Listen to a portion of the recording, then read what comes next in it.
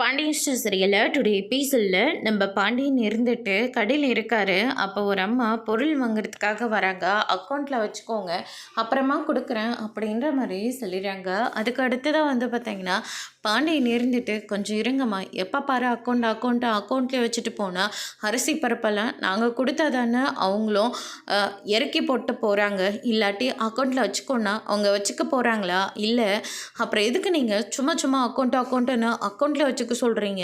நான் என்ன தராமையை போகிறேன், கரெக்டாக மாசான கொண்டு வந்து கொடுக்குறான்ல, அப்புறம் என்ன ஏதோ புதுசாக நாங்கள் வாங்குற மாதிரி சொல்லிக்கிட்டு இருக்கீங்க அப்படின்ற மாதிரி திட்டிடுறாங்க. அதுக்கு அடுத்ததா அக்கா நீங்கள் போங்க, அப்பா கிட்ட நான் பேசிக்கிறேன் அப்படின்னு சொல்லிட்டு நம்ம சரவண சொல்லிட்டு இருக்காங்க. ஏன்ப்பா கோவமாக இருக்கீங்களா? கோவத்தில் தான் இது எல்லாத்தையும் நீங்கள் பேசிக்கிட்டு இருக்கீங்களா? விடுங்கப்பா, இன்னும் செந்தில் சொன்னதை நினச்சி பார்த்துட்டு இருந்தா என்னப்பா அர்த்தம்? நம்ம அடுத்தடுத்து வேலைகள்லாம் பார்க்கணும் இல்லைப்பா அப்படின்ற மாதிரியும் சொல்லிட்டு இருக்காங்க. நான் கோவமாக இருக்கேன், அவன் பேசினதெல்லாம் நினைக்கிறேன்னு நான் உங்ககிட்ட சொன்னேன்னா? இல்லை, அப்புறம் என்ன, அவன் ஒரு ஆள், அவன் சொன்னதெல்லாம் நான் யோசிக்க போகிறேன்னா என்ன அப்படின்ற மாதிரி திட்டி விட்டுறாங்க. அதுக்கடுத்து தான் நம்ம பழனி கடைக்கு வராங்க. என்ன மச்சான், என்ன பண்ணிகிட்டு இருக்கீங்க, நல்லா இருக்கீங்களா அப்படின்னு சொல்லிட்டு கேட்கவும், இப்போ நான் நல்லா இருக்குன்னு சொல்லட்டுமா, நல்லா இல்லைன்னு சொல்லட்டுமா? உனக்கு காலையில் வேறு வேலையே இல்லையா? எல்லாத்துக்கும் காரணம் நீ தான் அப்படின்ற மாதிரியும் சொல்லிட்டு இருக்காங்க. நான் என்ன மச்சான் பண்ணேன் அப்படின்னு சொல்லிட்டு நம்ம பழனி கேட்கவும், அதுக்கடுத்து தான் பார்த்திங்கன்னா, நீ தானே நைட்டு ஃபுல்லாக அவனை குடிக்க வச்சு கூட்டிகிட்டு வந்த, நான் அவனை குடிக்க வச்சேனே, இது நல்ல கதையெல்லாம் இருக்குது அப்படின்ற மாதிரி சொல்லிட்டு இருக்காங்க. நீ தானே இந்த வேலைக்கு எல்லாத்துக்கும் காரணம் அப்படின்ற மாதிரி திட்டிட்டு அங்கேருந்து போயிடுறாரு. அதுக்கு அடுத்ததா, டேய் இங்கே என்னடா நடந்துட்டுருக்கு, எல்லாரும் என்னை திட்டிகிட்டே இருக்கீங்க அப்படின்னு சொல்லிட்டு நம்ம பழனி கேட்கவும், நைட்டு செந்தில் குடித்தது மட்டும் பிரச்சனை இல்லாமம்மா, காலையில் ஒரு விஷயமும் நடந்து போச்சு அப்படின்ற மாதிரி சொல்லிட்டு இருக்காங்க.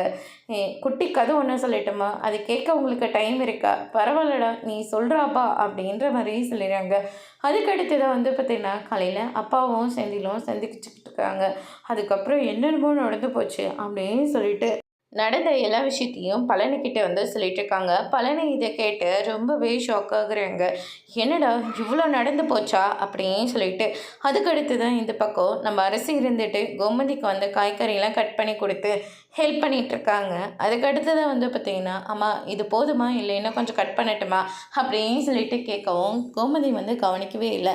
அம்மா அப்படின்ற மாதிரி மறுபடியும் ஆரம்பிக்கிறாங்க. சொல்லரசி என்ன விஷயம்?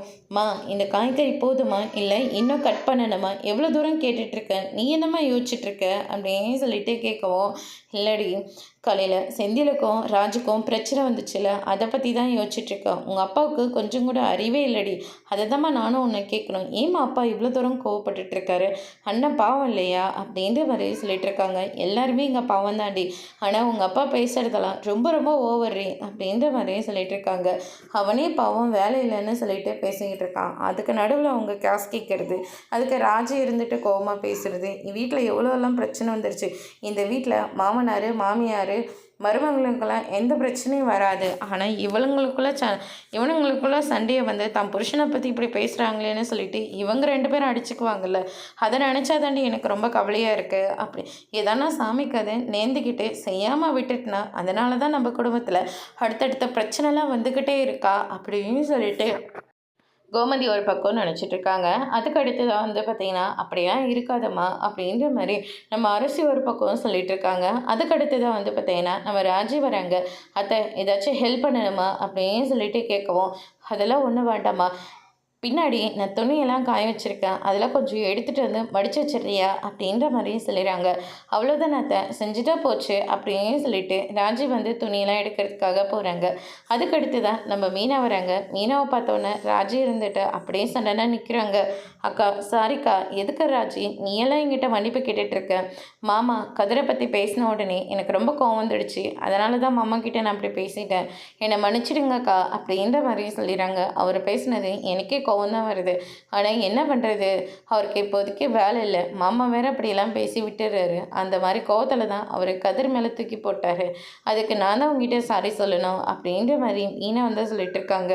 நான் கூட நீங்கள் எங்கே என் கூட பேசாமல் போயிடுவீங்களோன்னு ரொம்ப பயந்துட்டேன்.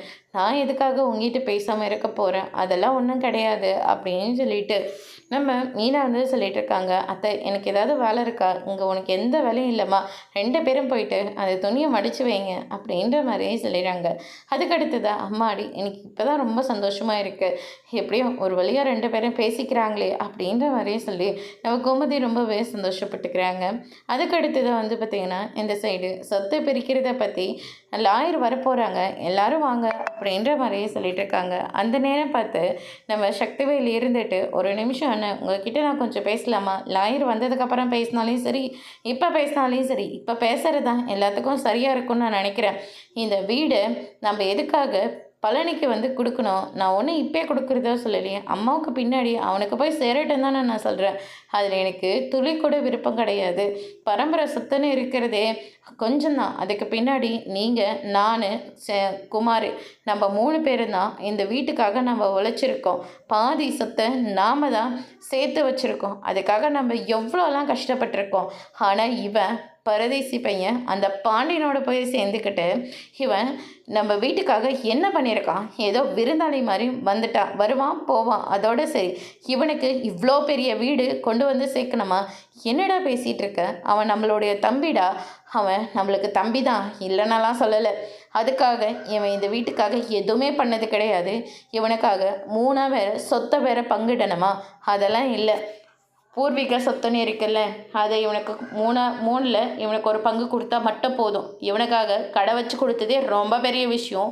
இதுக்கு நடுவில் இந்த வீடு 3 சொத்து இதெல்லாம் தேவையில்லாத ஒரு வேலை. எல்லா சொத்தும் குமரவேலுக்கு தான் வந்து சேரணும் அப்படின்ற மாதிரி சொல்லிடுறாங்க. இதை கேட்ட சுகன்யா இருந்துட்டு, என்ன தான் இருந்தாலையும் இவர் உங்களுடைய தம்பி தானே, இவங்க தம்பிக்கு நீங்கள் விட்டு கொடுத்து போகிறதுல என்ன உங்களுக்கெல்லாம் பிரச்சனை, தேவையில்லாமல் அவரை பற்றி நீங்கள் தப்பாக பேசாதீங்க அப்படின்ற மாதிரி சொல்லிடுறாங்க. மாறி இருந்துட்டு என்ன தான் இருந்தாலையும் அவர் உன்னுடைய மாமா, அப்படியெல்லாம் பேசாத அப்படின்ற மாதிரியே சொல்கிறார். இவர் மட்டும் என் புருஷனை பற்றி கண்டபடிக்க பேசுவார், அதை நான் வேடிக்கை பார்த்துட்டு இருக்கணுமா அப்படின்ற மாதிரியே சொல்லிட்டு இருக்காங்க. இப்போ நான் என்னத்தை தப்பாக சொல்லிட்டேன், நான் உண்மையாக தானே பேசுகிறேன்.